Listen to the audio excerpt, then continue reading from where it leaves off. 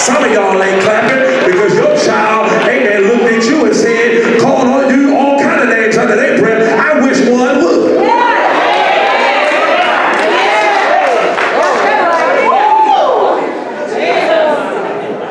That's what's wrong with us now. That's what's wrong with us now. We don't want to parent no more. We want to be our children's buddy. We want to be our child's friend.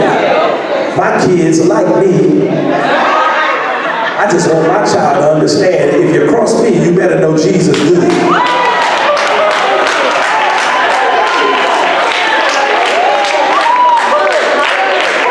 Some of y'all ain't clapping because you're too friendly with your child. That's your problem right there. I'm praying for you. Because I wish one would. Tell your neighbor, say, I wish one would. Some of y'all even scared to say it. I wish a child would. They say, ooh, Cory getting big. I say, that's okay. I wish he would. I wish that boy would.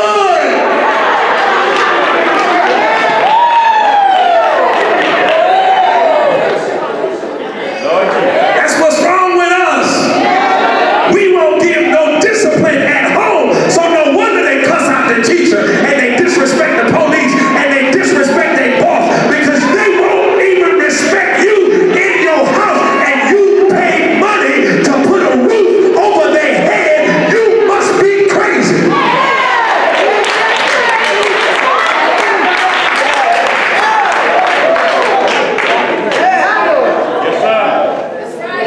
That ain't even in my notes. That's just nothing but the Holy Ghost. I'm praying for freedom from parents that's in bondage from their own children.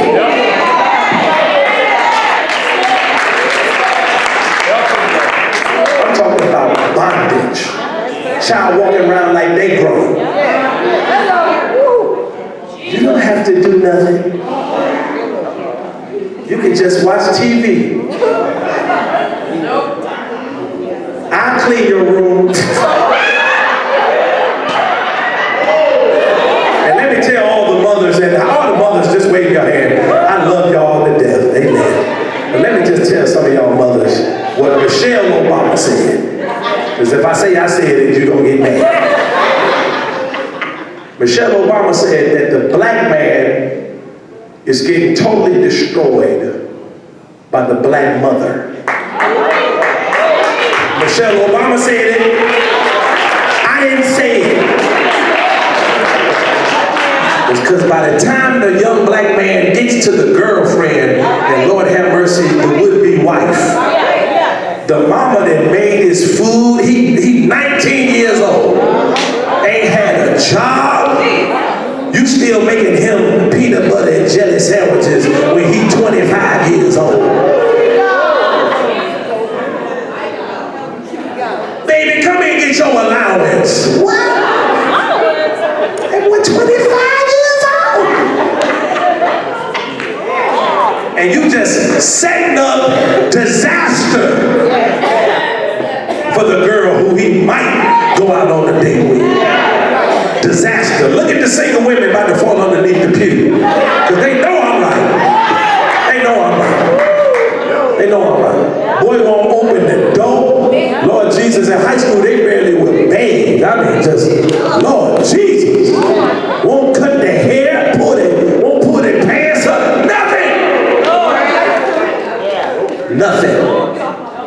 That's why you got to be thankful when you see these young men in church standing for Jesus. We ought to celebrate them. We ought to say, praise God. Amen. That God, amen, has put a person, mother or father or a coach or the barber, somebody in your life that told you and taught you how to be a man.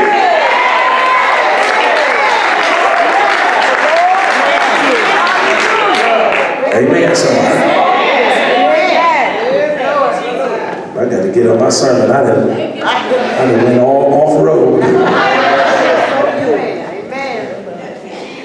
He got Peter, James, John. Amen. He said, my soul is sorrowful even unto death. He said, remain here and watch with me. Amen. He said, remain here and watch with me. Let me say it one more time. He said, remain here and watch with me. In other words, amen, when you are of Jesus, amen, like Jesus, is there will be times in your life where you face difficulty and you don't need people to solve your problems. You just need people to pray with you and watch with you. Have you ever been in a situation you didn't need nobody to jump in there with you? Amen. You just needed an ear, amen, a person you could just talk to and lean on, amen.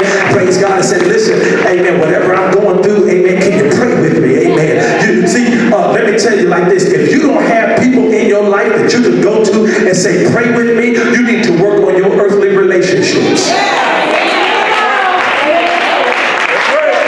And that don't mean call the pastor every week, although I'll take the call and I'll take the text. But you need to have, I'm talking about some friends. I'm talking about somebody that you got a nickname for. Pookie Poo, you know. Y'all know the nicknames. There's so many poos around here, you know. Whatever your nickname is. Amen. I got friends I call on and say, hey man, you know what, let's go and pray. Let's go on warfare prayer. Amen. There's a situation and I believe in God that God's going to move. Amen. So let's just pray. Everybody needs somebody that they can go to in prayer. Now I'm about to mess up a couple people. Don't always make it your boo thing. I just messed up some people. Be okay with having people on your team that's not your boo. Because your boo might walk out and leave you. But your friend's going to be there to the end. I just helped about 9 people that's chasing boos because they think they need a boo to pray for them. Amen. And tell you, listen, you done boo-hooed past, amen, chasing around your boo long enough. You need to learn how to be on your own sometime. I just helped a couple people. My God, amen. Let me just say, like God gave it to me, a couple of y'all need to quit chasing booze. Quit chasing booze. Because, amen, your relationships look way too much like being whisked. Because you always end up with the big joker.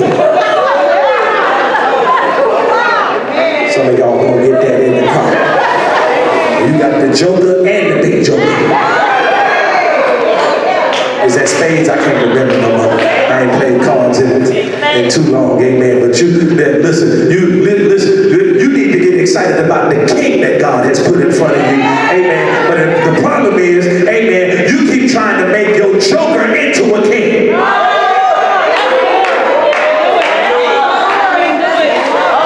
This on Wednesday. I don't know if they read it on Sunday yet, amen. Because some people won't clap, they just go, oh Jesus. Because I'm sitting next to my joker right now. I can't even clap, I can't even say thank you, Jesus. They might see me on YouTube. I can't even say praise the Lord because they sleep, amen, at my house right now. Eating Fruit Loops, won't have a job. They in their drawers right now, amen, eating Fruit Loops, amen. I braided their hair at 2 o'clock in the morning. They had about 19 folks over at the house, amen, smoking weed, acting crazy. Amen. But that's my boo thing because I call him my king. That ain't nothing but a joker.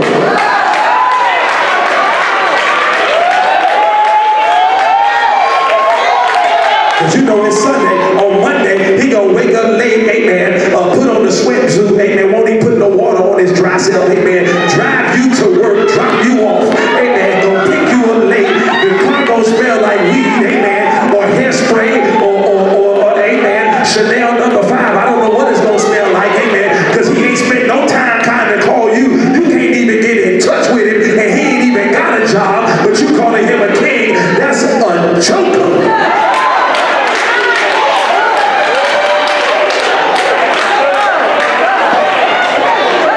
I've been busy.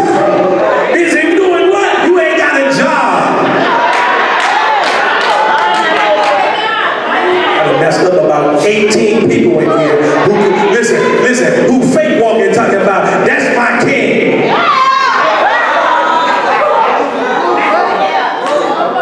Your king, you get off at 4:30, he pick you up at 5:15.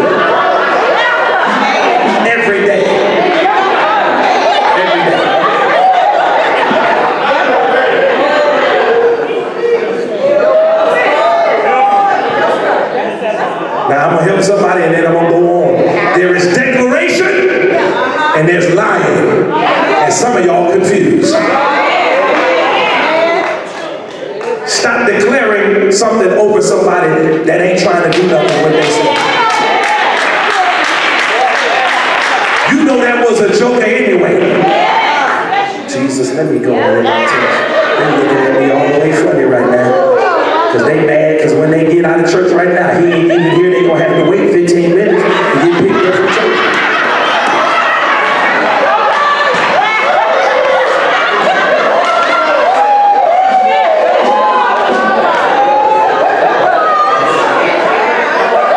And going a little further, he fell down on his face and he prayed, Father, if it's possible, let this cup pass from me. Nevertheless, not as I will, but as you will. I'm going to close right here because it's so important for us to realize the rest of the text is chock full of very similar conversation between Jesus and God himself. Here's the focus of the conversation. God, I do not want to participate in what's getting ready to happen. But I will participate in what's getting ready to happen. Because I put your will over my own will. Now only the mature saints are going to say amen to this. Because the immature saint is going to say, God, I want my will to be done and I don't really care about your will. And that's our problem, and that's why you ended up with the joker in the first place. That's why it seems like every time you pull out a card, joker, joker, joker, joker, because you keep on focusing on your own will instead of saying, God, let your will be done. Amen. Because anybody that lets God's will be done knows that sooner or later, God's going to have to shuffle the deck. He's going to have to cast in some people that you're going to be hanging around with in the first place, and he's going to have to take you to another level where kings dwell anyway.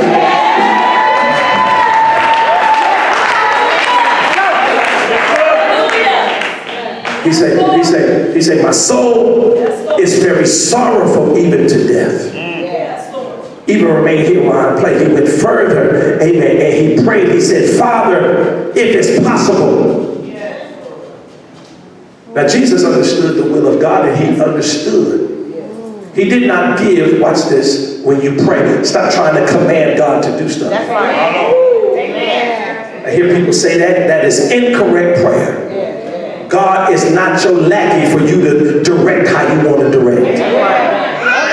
His ways are not our ways. His thoughts are not our thoughts. And while you trying to direct God, God is saying, I'm going to let you go down that road, but you've been down that road before, but you so foolish you can't separate the joker from the king anyway.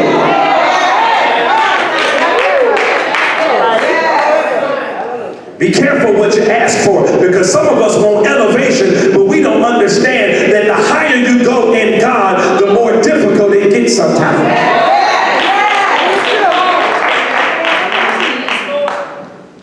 You want to participate in the king's dwelling, but you're still accustomed to joker mentality. Let me say it this way. I'm gonna say it this way. Amen. At night, when we go to sleep, we go in the bedroom, it gets dark, amen.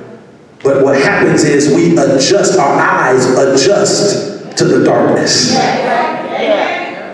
And so even though it's dark, amen, when you wake up in the middle of the night, amen, it's a different perspective because you have spent more time in darkness. Let me help you. I'm going to help somebody like this. The longer you spend in darkness, the more regular darkness becomes. And so even though it's dark, watch this, you will take on the ability to see in darkness because you've grown accustomed to the dark side. And watch this, as soon as they cut the light on, even though it's the thing that you have required to see for the initial time you cut the light on, you say, ooh! Because because your eyes have not adjusted to the light. And what I'm trying to help somebody with, amen, is that you've been dwelling in the darkness too long. Because you've been dwelling in the darkness too long, you have adjusted to average and mediocre. You have become okay with half doing and average and getting disrespected and getting called out your name. Oh Jesus, I'm going deep. Tell somebody, say, raise the standard. Raise the standard. Don't take it no more. Raise the standard. Amen. Some of us need to realize that God wants us, amen, to cut the light on and keep the light on. Amen. The problem is some of us cut the light on, and because there's initial pain when the light comes on, what do? We cut that light back on. Because we gravitate to what we're accustomed to. So we stay in the darkness longer than we should. But God says, come into the light. Tell your neighbor, say, come into the light, baby. Cut the light on and take the pain sometime. Amen. Cut the light on and see what God is doing in your life. Amen. And don't keep going back to the same old treacherous situation that you've been living in. Ain't nobody clapping because there's way too many of y'all thinking.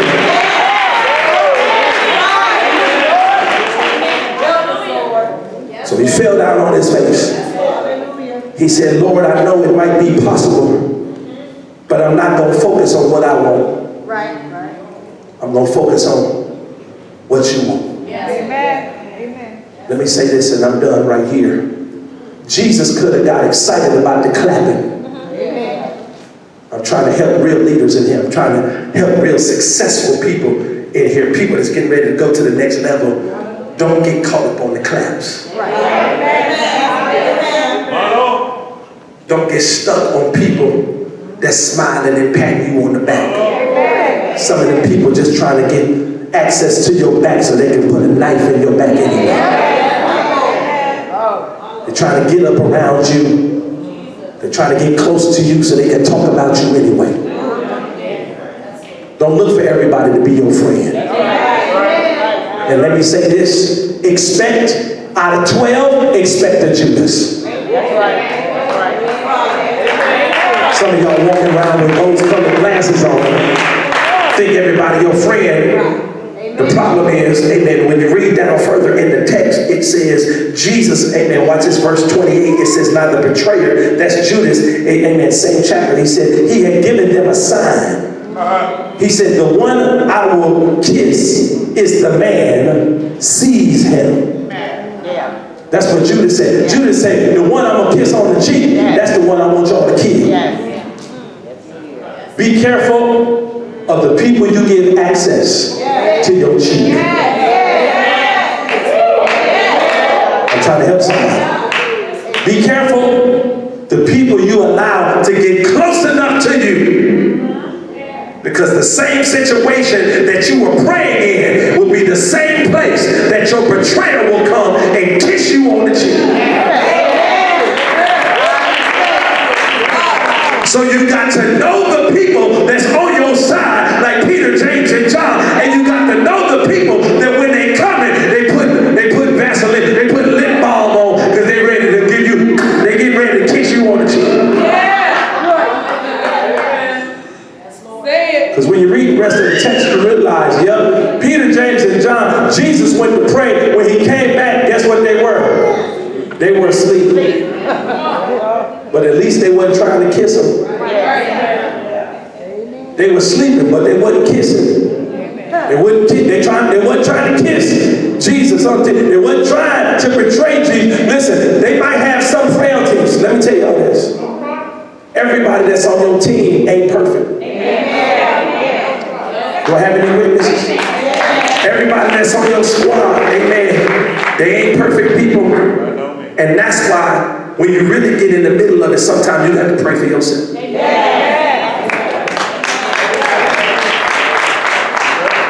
I'm done right here, amen. Sometimes you got to learn to just pray for yourself. In the middle of your most destitute situation. Because see, we know what happens next. After Jesus is in the garden, and Judas leads the squad, the soldiers to come, he gives the sign, they come snatch him up. And it's Thursday.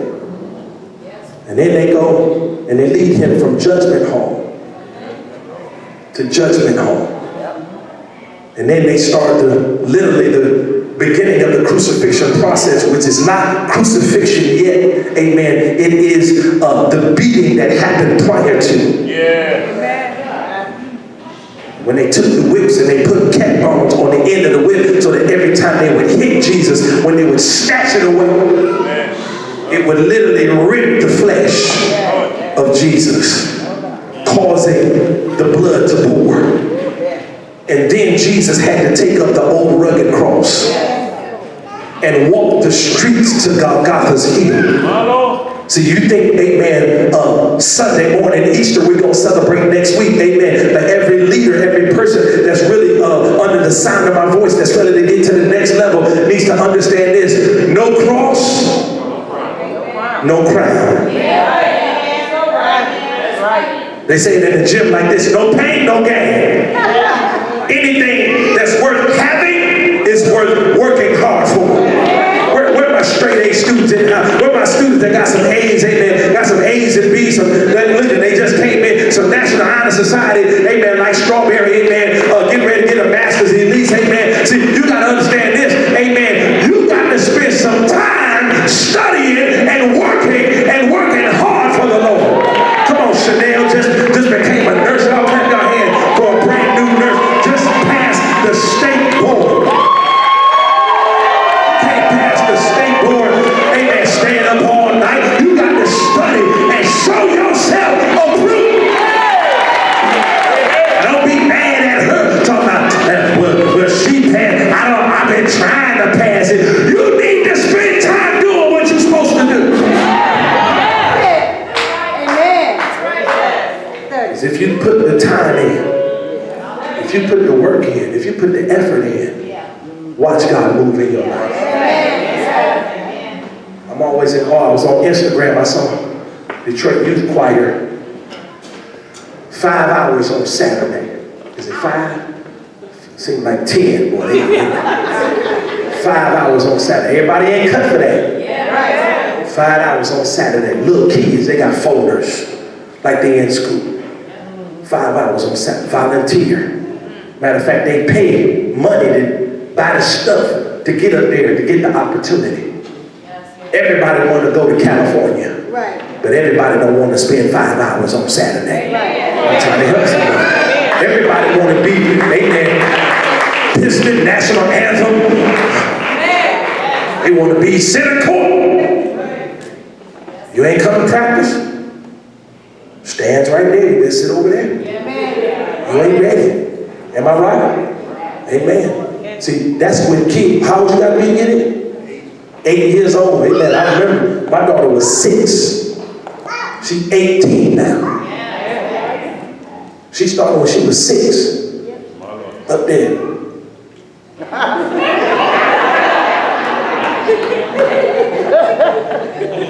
Parents, I'm going to say this last thing to you. Teach your child to commit to something. Don't let them off. Don't let them off. They listen, if they start the sport, you got to play the season. Unless they get hurt, unless their leg just broke off sideways, amen. But listen, teach them how to stick with it. You're going to learn the piano, because here's our problem with our young people now. Don't nobody make them stay on that.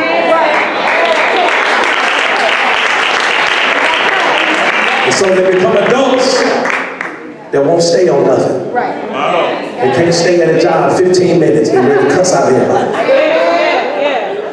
They come to church, won't stay in church 9 weeks. That God has moved me. God ain't moved you. You didn't even know God last week. How you talk about God moved you? concentrate on learning how to stick with it. Amen. Have an attitude that I'm going to stick it. Listen, not when it's easy.